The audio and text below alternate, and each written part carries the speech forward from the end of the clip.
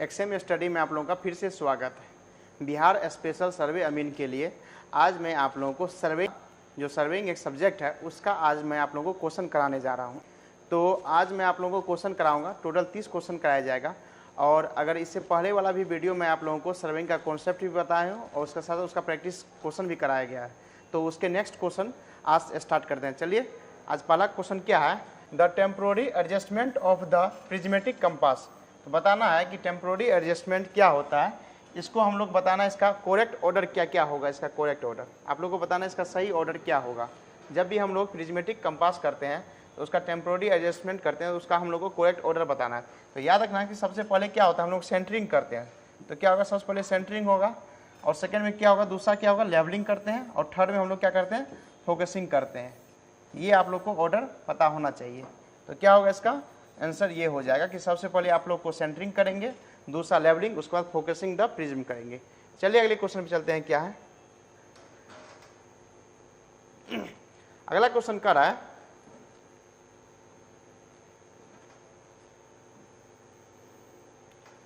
Which of the figure shown in the, कर रहा है इसमें से जो फिगर दिया हुआ ना सर्वेयर कंपास का, हमको बताना है कि सर्वेयर कंपास को कौन रिप्रेजेंट कर रहा है। इसमें से जो चारों फिगर है हमको बताना है सर्वेयर कंपास। सबसे पहले ये बताना चाहिए सर्वेयर कंपास क्या होता है। याद रखिए, क्वाड्रेटरल सर्वेयर बीइंग जो होता है ना, क्यूएसबी, हम लोग क्यूएसबी को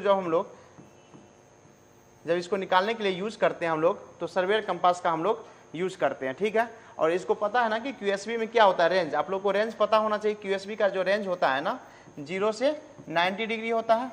और इसमें क्या होता है, डिफरेंस क्या होता है आप लोग को पता है। डिफरेंस क्या होता है, नॉर्थ और साउथ दोनों में से कोई एक हो सकता है। तो आप देखिए इसमें से क्या है, हम लोग को डिफरेंस क्या है, दोनों होना चाहिए। यहाँ भी 0 है, यहाँ भी 0 है, ये 90 है, ये 90 है। तो कहने का मतलब क्या होगा, ऑप्शन नंबर क्या हो जाएगा आप लोग को, डी हो जाएगा। तो चलिए अगले क्वेश्चन पे चलते हैं। क्या है अगला क्वेश्चन कह रहा है कि theodolite is an instrument use for, जो थ्योरलाइट है उसका हम लोग किसका यूज करते हैं। तो आप लोग बताइए कि इसका क्या आंसर होगा, जो हम लोग थ्योरलाइट यूज करते हैं।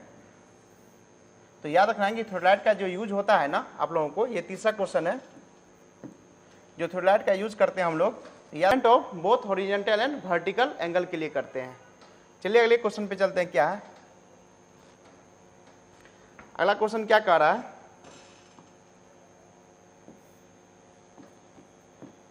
The process of turning the telescope about the vertical axis in horizontal plane is known as. कहने का मतलब जब आप लोग हॉरिजॉन्टल प्लेन में किसी भी थ्योरलाइट को रखिएगा तो किसके अबाउट, वर्टिकल एक्सिस के अबाउट, तो उस टर्निंग के प्रोसेस को हम लोग क्या बोलेंगे। तो याद रखना, उस टर्निंग के प्रोसेस को हम लोग स्विंगिंग बोलते हैं। क्या बोलते हैं, स्विंगिंग बोलते हैं। चलिए अगले क्वेश्चन पे चलते हैं। क्या है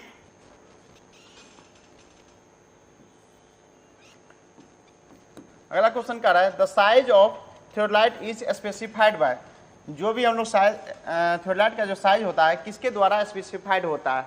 तो क्या होगा, याद रखना क्या होता है, the diameter of lower plate, जो हम लोग लोअर प्लेट का डायमीटर होता है उसके द्वारा हम लोग थ्योरलाइट का जो साइज होता है हम स्पेसिफाइड करते हैं। तो क्या होगा, ऑप्शन नंबर क्या होगा, सी इसका आंसर होगा। अगला क्वेश्चन चलिए क्या है,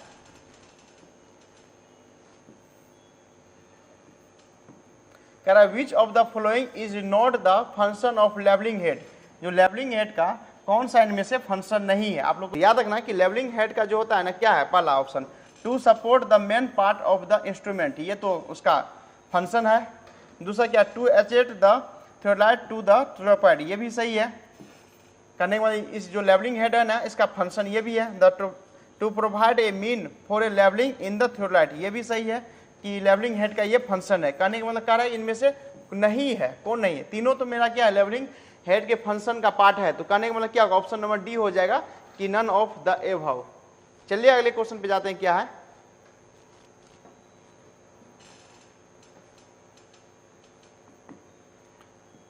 क्वेश्चन कर रहा है, if the lower clamp screw is tightened and upper clamp screw is loose. कहने का मतलब जब किसी थ्योरलाइट में लोअर क्लैम जो होता है ना टाइट कर दिया जाए और उसके बाद क्या कर रहा है कि अपर क्लैम को हम उसको लूज कर दिया जाए तो उसमें क्या रोटेशन आएगा। तो आपको पता होना चाहिए, जब हम लोग क्या करते हैं लोअर क्लैम स्क्रू को जब हम लोग क्या करते हैं टाइट करते हैं और अपर क्लोस्ट्रम को हम क्या करते हैं, लूज करते हैं, तो इसमें क्या होता है आपको याद होना चाहिए कि उसमें inner spindle with the relative motion between the vernier and the graduated scale of lower होता है।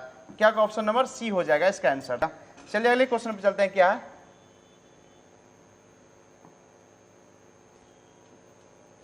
अगला क्वेश्चन करा, a telescope is said to be inverted. जब कोई भी टेलीस्कोप है उसको इन्वर्टेड करते हैं तो क्या होता है, उसका क्या फिनोमिना होगा। तो याद रखना जब हम लोग क्या करते हैं तो क्या हो जाएगा, इसमें याद रखना कि क्या बबल क्या होता है, नीचे हो जाता है, और जो हम लोग वर्टिकल सर्कल जो होता है ना वो राइट हो जाता है। देखिए कहाँ है वर्टिकल सर्कल इज, ये भी गलत है, कहाँ होगा राइट, क्या होगा राइट, किधर vertical circle right and down, ये हो जाएगा वर्टिकल सर्कल क्या होगा राइट हो जाएगा, और बबल ऑफ द टेलीस्कोप क्या होगा डाउन नीचे हो जाएगा। तो क्या ऑप्शन नंबर 1 हो जाएगा। चलिए अगले क्वेश्चन पे चलते हैं, क्या है 9 का, क्या है कह the cross hair in the surveying telescope are placed. जो क्रॉस हेयर होता है सर्वेइंग टेलीस्कोप का कहाँ प्लेस किया जाता है, तो आपको बताना है कि सर्वेइंग टेलीस्कोप का जो क्रॉस हेयर होता है कहाँ उसको हम लोग प्लेस करते हैं। तो आपको पता होगा जो हम लोग उसको क्या करते हैं, जो आई पीस जो होता है ना उसके क्लोज होता है, और ऑब्जेक्ट लेंस के क्या होता है, ऑब्जेक्ट लेंस से मतलब एक ऑब्जेक्ट लेंस है और आई पीस है, तो ऑब्जेक्ट लेंस से आई पीस के नज़दीक होता है, कहने वाला ऑब्जेक्ट लेंस थोड़ा सा दूर होता है, तो क्या होगा मच क्लोजर, उससे जो मेरा क्रॉस हेयर होगा ना वो मच क्लोजर किसका, आई पीस का होगा, उसके बाद ऑब्जेक्ट लेंस होगा। क्या होगा ऑप्शन नंबर बी हो जाएगा। चलिए अगले क्वेश्चन पे चलते हैं, क्या है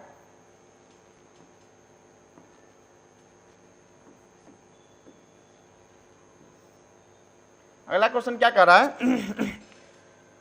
for which of the following permanent adjustment of the theodolite the spire test is use. कहने का मतलब जब हम लोग परमानेंट एडजस्टमेंट करते हैं थ्योलाइट का तो स्पायर टेस्ट किस में यूज किया जाता है। तो आप लोगों को पता होना चाहिए स्पायर टेस्ट जो होता है ना हम लोग क्या होता है adjustment of the horizontal axis में यूज करते हैं। अगला क्वेश्चन चलिए, क्या है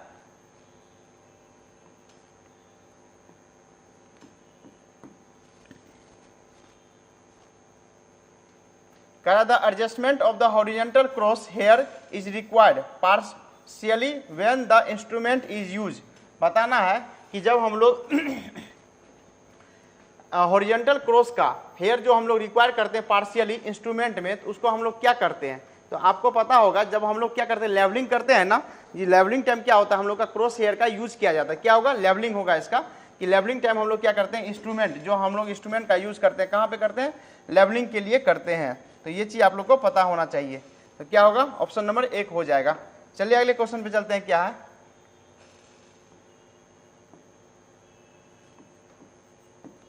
12 क्या, विच of the following error is not eliminated by the method of repetition of the horizontal angle measurement.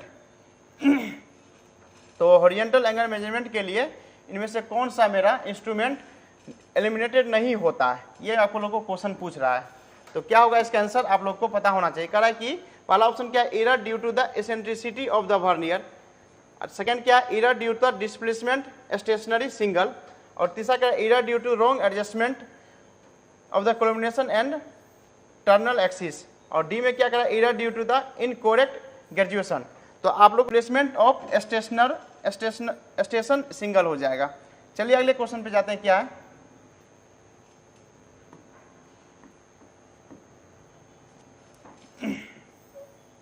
कह the error due to eccentricity of inner and outer axis can be eliminated by, किसके द्वारा eliminated होता है, बताना है आप लोगों को किसके द्वारा एलिमिनेटेड होता है। याद रखना कि जब भी हम लोग क्या होता है कि eccentricity of inner and outer axis का एलिमिनेशन करते हैं तो याद रखना है कि reading both vernier and taking the mean of the two, ये हम लोग लेते हैं। क्या चलते हैं, क्या है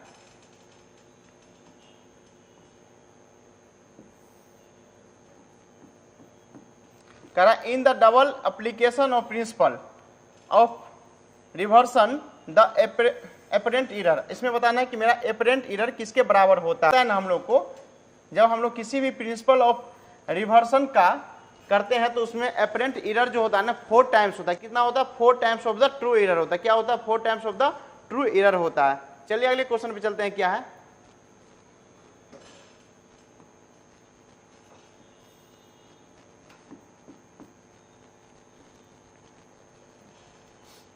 कह रहा है which of the following error can be eliminated by the taking mean of two face observation. कह रहा है कि इनमें से मेरा बताना है कि जो एरर एलिमिनेट करते हैं किसके द्वारा, बोथ फेस ऑब्जर्वेशन के द्वारा। तो हम लोग vertical axis not being perpendicular to the horizontal axis, क्या होगा ऑप्शन नंबर क्या होगा इसका, डी हो जाएगा। चलिए अगले क्वेश्चन पे चलते हैं।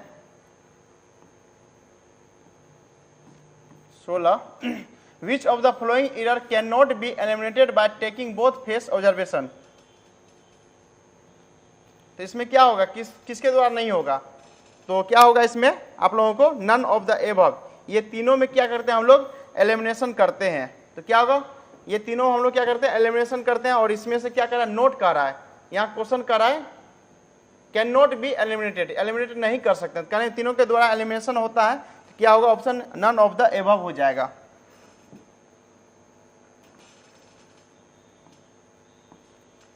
अगला क्वेश्चन चलिए क्या है, करा if tripod settles in the interval that elapse between the taking a back side reading and the following foresight reading, then the elimination turning point भी, तब क्या होगा, elimination turning point क्या हो जाएगा, मेरा ज़्यादा हो जाएगा ना। करा ट्राइपॉड जब सेटल करते हैं interval that elapse between taking back side reading and following forward reading, जब back side reading forward reading को हम लोग करते हैं तो क्या करता है, एलिवेशन ऑफ टर्निंग पॉइंट जो होता है ना मेरा एलिवेटेड हो जाता है। तो क्या होगा, इंक्रीज कर जाएगा, क्या होगा, इंक्रीजेज हो जाएगा। चलिए अगले क्वेश्चन पे चलते हैं, क्या है,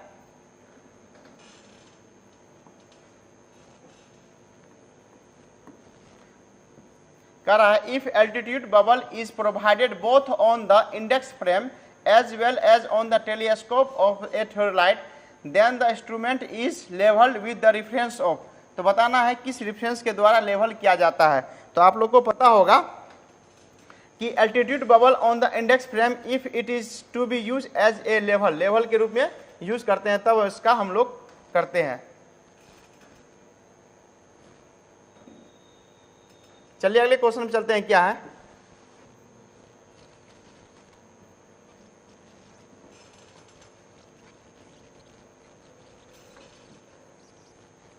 ए लेवल लाइन इज, इसका तो याद रखना लेवल लाइन क्या होता है, parallel to the mean spheroidal surface of the earth. क्या होता है, लेवल लाइन जो होता है ना मेरा पैरेलल होता है स्फेरॉइडल सरफेस लाइन के हम लोग का पैरेलल होता है। जो भी अर्थ जो स्फेरिकल अर्थ सरफेस होता है ना उसका पैरेलल होता है लेवल लाइन, जो भी लेवल लाइन होता है। चलिए अगले क्वेश्चन में चलते हैं, क्या है,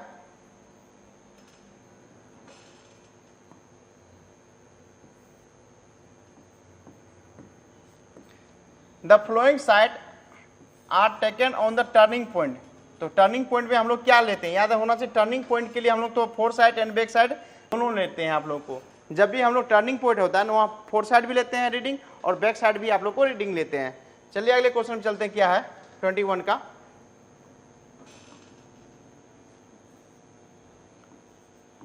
कह रहा है the rise and fall method of levelling provides a complete check on.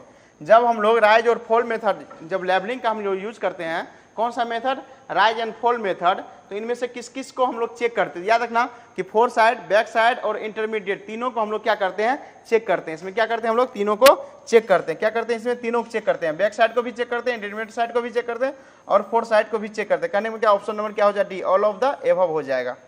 चलिए अगले क्वेश्चन पे चलते हैं, क्या है,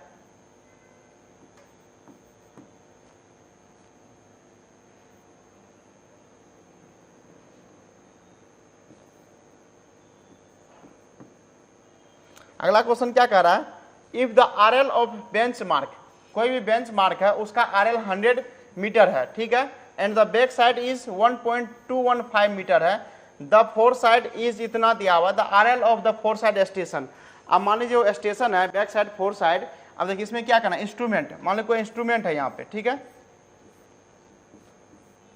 ठीक है, इंस्ट्रूमेंट के लेफ्ट साइड क्या होता है, बैक साइड होता है, इंस्ट्रूमेंट के राइट साइड क्या होता है, फोर साइड होता है। मान लीजिए कि इंस्ट्रूमेंट है यहाँ पे,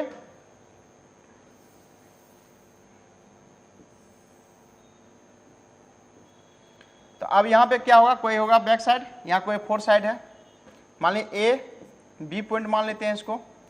अब क्या है कि कोई भी मेरा यहाँ पे होगा आरएल दिया होगा, ठीक है, तो आरएल का हाइट कितना मेरा दिया हुआ है 100 मीटर, ठीक है, अब मान लो कोई पॉइंट ए है, अब यहाँ पे इसका कितना हाइट दिया हुआ, बैक साइड का हाइट दिया हुआ 1.215 मेरा दिया हुआ बैक साइड का, ठीक है। और बी का हम लोग को क्या हुआ, फोर साइड का मेरा कितना दिया हुआ 1.870। और हम लोग को क्वेश्चन क्या कह रहा है कि RL of forward station, forward station का मतलब क्या है, इसके राइट साइड फॉरवर्ड। अब RL क्या है, इसका रिड्यूस लेवल बोल रहा है ना, तो कहने के बाद इस पॉइंट का हम लोग को निकालना है RL ऑफ बी। तो RL ऑफ बी मतलब इस पॉइंट का हाइट निकालना है, कहाँ से, हम लोग को बेंच मार्क से, ये बेंच मार्क है ना, यहाँ से हम लोग को निकालना है इसका हाइट। तो यहां से हम लोग को हाइट निकालना है इस जगह का। तो इसमें कुछ नहीं करेंगे हम लोग। देखिए सबसे क्या होता है कि जब भी हम लोग इस टाइप का क्वेश्चन रहता है ना, तो उस क्वेश्चन में क्या करते हैं, सबसे पहले हम लोग हाइट ऑफ इंस्ट्रूमेंट निकालते हैं। हाइट ऑफ इंस्ट्रूमेंट क्या करेंगे, हाइट ऑफ इंस्ट्रूमेंट कुछ नहीं होता है, जो हम लोग का RL दिया होता है, RL अब प्लस जो हम लोग का बैक साइड का जो हम लोग का रीडिंग दिया रहता है उसको जोड़ेंगे तो हाइट ऑफ इंस्ट्रूमेंट हो जाएगा। तो आप लोग को हाइट ऑफ इंस्ट्रूमेंट क्या हो जाएगा, HI क्या होगा मेरा RL प्लस क्या हो जाएगा 1.215 आ जाएगा, ठीक है। ये तो मेरा आ गया हाइट ऑफ इंस्ट्रूमेंट। RL कितना है मेरा 100 प्लस 1.215। और क्या करेंगे, RL ऑफ बी निकालना है, कुछ नहीं करना है। RL ऑफ बी निकालने के लिए ये जो हाइट ऑफ इंस्ट्रूमेंट है ना, इसमें से हम लोग RL क्या करेंगे, हम लोग ये इसका फॉरवर्ड साइड का हम लोग क्या करेंगे, हम लोग फॉरवर्ड साइड का जो हम लोग हाइट को क्या करेंगे, अगर माइनस कर देंगे तो मेरा ये यहाँ से यहाँ का हाइट हम लोग को निकल जाएगा। क्या होगा, HI माइनस कितना 1.870। इसको आप लोग सॉल्व कीजिएगा ना, यहाँ से इसको जोड़ करके निकालिए और इसके बाद इसको घटा दीजिएगा ना, तो निकलेगा कितना 99.345 निकलेगा मीटर। क्या होगा, ऑप्शन नंबर ए हो जाएगा। क्या होगा 99.315। तो आप लोगों को पता चल गया ना इसका। कोई भी क्वेश्चन पूछा जाए तो सबसे पहले आप लोगों को हाइट ऑफ इंस्ट्रूमेंट निकालते हैं, क्योंकि ये क्वेश्चन लेवलिंग क्वेश्चन का है, राइज एंड फॉल का है, तो वहाँ हाइट ऑफ इंस्ट्रूमेंट होता है, सबसे पहले उसका निकाल लेते हैं, वो स्टैंडर्ड होता है। उसके बाद आप जहाँ का भी RL निकालना चाहिएगा वहाँ का RL आप लोग को निकल जाएगा। चलिए अगले क्वेश्चन पे चलते हैं, क्या है 23 क्वेश्चन नंबर।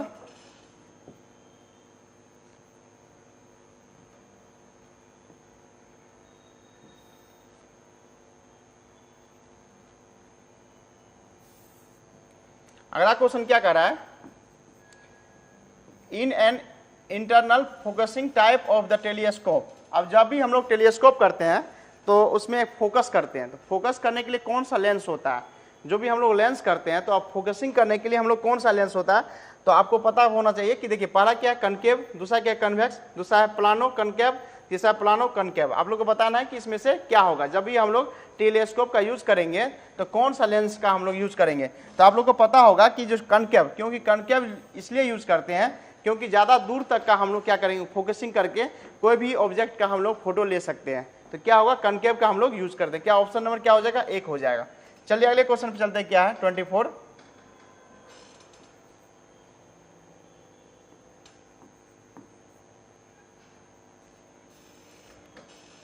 अगला क्वेश्चन क्या कर रहा है, which of the following error can be neutralize by the setting the levelling midway between the two station. जब दो स्टेशन का मिडवे का सेटिंग करते हैं तो उसका क्या न्यूट्रलाइजेशन होता है। याद रखना क्या होता है, error due to both curvature and the refraction.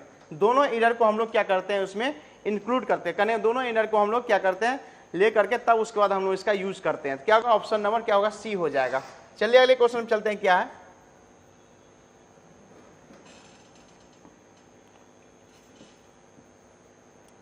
25। करा क्या, height of instrument method of the levelling. जो इंस्ट्रूमेंट मेथड का हाइट का हम लोग, जो हाइट ऑफ इंस्ट्रूमेंट का जो मेथड होता है किसके लिए, लेवलिंग। जो अब जब भी हम लोग लेवलिंग करते हैं तो कौन सा होता है, हाइट ऑफ इंस्ट्रूमेंट एक मेथड होता है उस लेवलिंग में। तो उसका हम लोग क्या होता है, उसका क्यों यूज करते हैं, तो क्या होगा, हम लोग क्विकर बहुत ही आसानी से हम उस चीज़ को फाइंड कर सकते हैं। RL किसी भी पॉइंट का RL फाइंड कर सकते हैं और हाइट ऑफ इंस्ट्रूमेंट फाइंड कर सकते हैं। Least tedious for the large number of intermediate side. क्या होगा, ऑप्शन नंबर क्या हो जाएगा, सी हो जाएगा। चलिए अगले क्वेश्चन में चलते हैं, क्या है 26 का।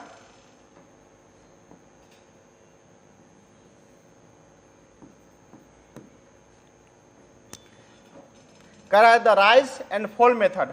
जैसे हाइट ऑफ इंस्ट्रूमेंट मेथड है उसी तरह से राइज एंड फॉल मेथड किसके लिए है, ये भी लेवलिंग के लिए ही यूज करते हैं। तो इसके लिए क्या हो जाएगा, कि अब राइज एंड फॉल मेथड क्यों करते हैं, चेकिंग के लिए करते हैं। तो क्या होगा, provide a check on the reduction of intermediate point level. जब भी हम लोग इंटरमीडिएट पॉइंट लेवल का हम लोग आरएल लेते हैं तो उसी को हम लोग चेक करने के लिए किसका यूज करते हैं, राइज एंड फॉल मेथड का यूज करते हैं। चलिए अगले क्वेश्चन पे चलते हैं, क्या है 27।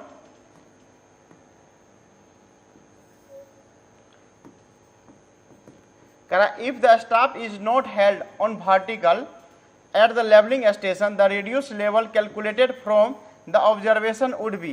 जो हम लोग क्या करें, if the staff is not held, जब कोई भी स्टाफ हेल्ड नहीं करता है वर्टिकल लेवलिंग स्टेशन में, तो reduce level calculate from the observation would be. तो क्या होगा, अब रिड्यूस लेवल क्या होगा, ट्रू आरएल से जो हम लोग का ऑब्जर्वेशन होगा वो कम होगा कि ज़्यादा होगा कि एग्जैक्ट होगा, ये आप लोग को बताना है। क्या होगा आप लोग बताइए। याद रखना है कि जब हम लोग का कोई भी स्टाफ नहीं है लेवलिंग स्टेशन के लिए तो हम लोग क्या होगा, कम ही होगा ना ट्रू आरएल से, तो क्या होगा, less than the true RL होगा। चलिए अगले क्वेश्चन चलते हैं, क्या है 28।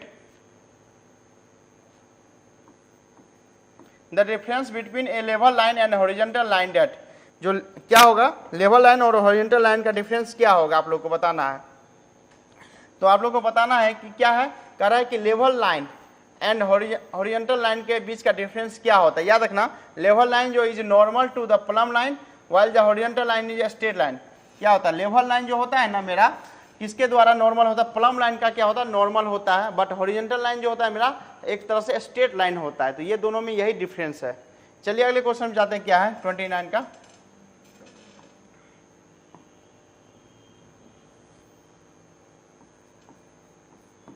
The sensitivity of the bubble tube can be increase by.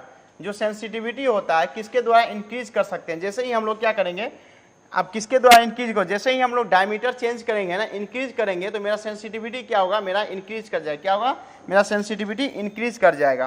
तो क्या होगा, increase the diameter of the tube. अगर डायमीटर के ट्यूब का इंक्रीज करेंगे तो सेंसिटिविटी ऑफ बबल क्या होगा, मेरा इंक्रीज हो जाएगा। चलिए नेक्स्ट क्वेश्चन, आज के सेशन का लास्ट क्वेश्चन क्या है, करा with the rise of temperature the sensitivity of bubble is.